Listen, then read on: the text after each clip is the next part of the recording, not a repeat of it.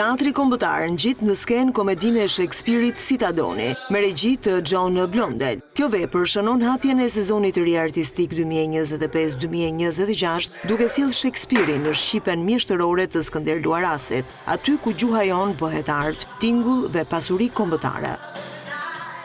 Jam përpjekur ta bëj duke u përpjekur të sjell atë mesazhin e madh të dashurisë, se çfarë bën njeriu në emër të dashurisë. Ka qenë një eksperiencë shumë e mrekullueshme, 2 muaj shumë intensiv në fakt me regjisorin John Blondell, një kënaqësi dhe privilegj shumë i madh në fakt për mua si Genti për të luajtur Orlando. Të rol mbështetës janë 2 kushërira që duhen në fakt më shumë si motra, edhe Celia do me pastërtinë e një fëmije.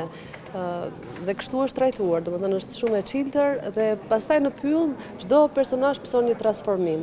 Edhe Celia ka transformimin e saj, sepse nuk është më në habitatin e vet, domethënë dhe është ajo që në një farë mënyre përpiqet që ta mbajë Rosalindën me këmbë në tokë.